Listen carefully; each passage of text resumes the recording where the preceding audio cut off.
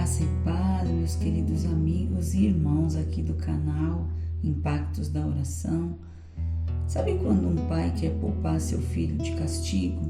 Ele fala, orienta e repreende, e então depois de tentativas sem resultados, ele se vê obrigado a tomar alguma atitude, porque uma criança sem limites se torna um adulto problemático? Pois de igual maneira somos nós, quando nascemos novamente, depois do batismo, Deus começa a nos ensinar a andar nos seus caminhos, tendo a palavra como principal orientadora da nossa vida. Já recebemos o perdão de Deus, de nossos erros passados, e recebemos 2 principais mandamentos: amar a Deus acima de todas as coisas e ao nosso próximo como a nós mesmos. Entender que Deus criou todas as coisas, que Ele nos criou para termos um relacionamento de pai e filhos. Honrar a Deus sobre todas as coisas, demonstrar temor, respeito e saber que Ele verdadeiramente conhece tudo de nós. Não pode haver trapaça, hipocrisia, porque ninguém engana a Deus. É triste saber que Deus dá muitas chances, envia pessoas, dá vários avisos e conselhos, e o filho continua a caminhar seus próprios caminhos de escuridão, não aceita a luz da palavra, seja por falta de fé ou por falta de sabedoria. De qualquer maneira, os resultados não são bons. É porque Deus é injusto? Não. Apenas cada um de nós só colhe os frutos conforme aquilo que planta. Quem ama o próximo odeia, cobiça ou lhe deseja o mal? É claro que não, né? Quem ama o próximo fala mal, fofoca pelas costas e pensa mal sobre aquela pessoa? É claro que não. Pois é, a Bíblia ela fala que o ódio volta para aquele que o enviou, né? Ou o mal, ele acaba voltando para o remetente. Eu vou ler aqui um versículo que está no livro de Provérbios, no capítulo 26. O versículo é o 27 e eu vou ler em 2 versões diferentes, tá? Quem coloca uma armadilha para os outros acaba caindo nela. Ou na outra versão está dizendo: o que cava uma cova, nela cairá. O que revolve a pedra, esta voltará sobre ele. É o que significa isso. Que as nossas expectativas em relação aos outros é o que certamente vem para nós mesmos. E é para o mal assim como é para o bem. Então não é melhor a gente amar, defender, honrar? Não é melhor a gente compreender, ter empatia, elogiar, corrigir, ensinar, incentivar? Porque essas são maneiras de demonstrar amor. E isso voltará para nós, assim como nós damos, nós recebemos de volta. Porque quando a gente não conhece bem uma pessoa, a gente não deve julgar essa pessoa, não deve falar daquilo que a gente não sabe. Se a gente não tiver nada para fazer, a gente deve ir orar. Então, se você não tem nada para fazer, está se sentindo ali desocupado, com uma vontade de ligar para alguém, para contar conversa, para falar coisas que não acrescentam, se os dedinhos estão coçando para ir para a internet, ficar falando da vida do outro, ou até mesmo só recebendo aquele monte de bobagem, de fofoca que o povo tem lá para contar, pede direção para Deus, vai orar, sai dessa roda de faladores, sai dessa roda de fofoqueiros, de gente que fica perdendo tempo, desperdiçando a vida e energia para falar da vida do outro. Não importa se é artista, se é gente da nossa vida, do nosso convívio. Os artistas também são pessoas reais, que sentem. Muitas vezes a pessoa pode ser famosa, pode ser ali, na tua opinião, na tua concepção, uma pessoa rica, mas às vezes dentro dela tem tantos conflitos para ser resolvidos, tem tanta gente que tem dinheiro e não tem alegria, e não tem felicidade, e não tem amor correspondido. Então, para que ficar ocupando a vida com essas coisas que não acrescentam em nada para nós, né? Então, tem uma outra passagem aqui no capítulo verso 18, que eu quero ler, que diz assim: o que anda sinceramente salvar-se-á, mas o perverso em seus caminhos cairá logo. Então tá dando um conselho aqui, ó, para andar sinceramente.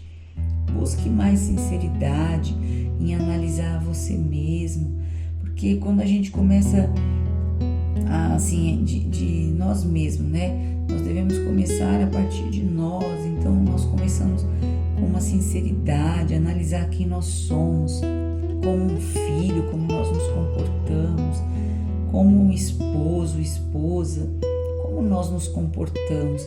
Será que nós fazemos mesmo pelos outros aquilo que nós gostaríamos que os outros fizessem por nós? Então é importante a gente refletir que nota a gente se daria nos quesitos, né? Sem ficar dando desculpa, justificativa. Eu só sou assim porque o outro é daquele outro jeito. Mas nos analisando de maneira bem sincera e profunda. Quem sou eu no meu casamento? Quem sou eu como amigo? Por que essa amizade às vezes não dá certo? Será que eu sou a pessoa que cobro demais, mas eu não estou disposto também a fazer uma entrega sincera? Então, quando nessa maneira sincera a gente começa a se avaliar, a gente para de falar mal do outro, porque a gente percebe que a gente tem defeitos e falhas que também precisam ser perdoados. A gente começa a se afastar dessas coisas, a gente começa a não ter mais prazer nessas coisas. E aí, toda a nossa energia, ela é concentrada em fazer o bem, ela é concentrada em nós mesmos, ela é concentrada para uma transformação de vida. Então, seja na nossa área da saúde, na nossa área emocional, na nossa área financeira, a gente começa a ver tanta coisa dar certo, tantas coisas mudar para o bem. E aí a gente quer falar um pouco sobre isso com as outras pessoas, para dizer, isso funciona mesmo, isso existe. Toda a nossa semeadura, ela traz uma colheita ou boa ou ruim. Isso não é mentira, isso não é balela. Esse pessoal que está ensinando isso, está ensinando porque já viveu, porque quer o bem do outro. E é isso que eu tenho vivido na minha vida agora. Eu quero o mesmo bem que Deus tem derramado sobre a minha vida, eu quero derramar sobre a vida de outras pessoas o mesmo favor, a mesma graça, porque os ensinamentos de Deus, eles são para o nosso crescimento, para dias bons, para alegria no coração, para motivações certas, e não ficar sempre querendo dar algo, esperando algo em troca, porque daí também vem as frustrações, né? Muitas pessoas são muito frustradas, elas vêm e comentam comigo algumas situações e eu identifico de logo ali, de pronto, que a pessoa está frustrada porque fez por interesse, a pessoa está chateada porque ela se doou para o outro, mas ela queria algo em troca. Então, isso não é amor. O amor verdadeiro, ele dá sem esperar nada em troca, né? Existe uma passagem na Bíblia, lá em Coríntios, que fala sobre o amor, que é o apóstolo Paulo ali falando. Ele descreve ali o amor com tantas qualidades, né? Então, o amor, ele não pode ser assim, falso e interesseiro. Mas o amor, ele tem que ser liberal, ele tem que dar realmente sem esperar nada em troca. Isso nos torna pessoas mais leves, mais felizes. E o que eu tenho para falar nessa mensagem hoje é isso. São esses conselhos sobre andarmos de maneira mais sincera e de plantarmos frutos de um amor verdadeiro para colher amor verdadeiro, né? Termos relacionamentos saudáveis a partir do nosso Deus, que é o nosso principal, é a nossa coluna de sustentação, através dos ensinos do nosso Senhor Jesus Cristo, que é o nosso mestre, pedindo direção para o Espírito Santo de Deus, que é o nosso instruidor, o nosso conselheiro. E é isso, viver uma vida cada dia melhor nessa terra. É o que eu desejo a você, é o que essa mensagem traz e é o que a minha oração nesse dia a Deus, né? Que Deus te dê toda essa sabedoria, todo esse entendimento e toda essa força necessária, porque mudar a nós mesmos não é uma coisa fácil. Deve ser por isso que nós estamos sempre querendo tentar mudar os outros, porque mudar a nós mesmos é como lapidar, né? Um material bruto até que ali tenha um formato muito bonito, muito admirável por nós mesmos e pelos outros.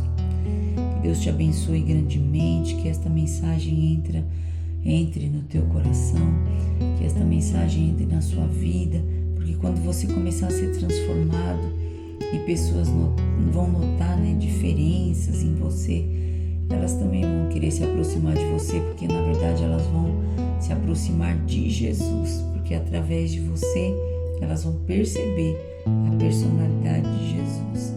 Que Deus te abençoe, tenha um excelente dia e até a próxima.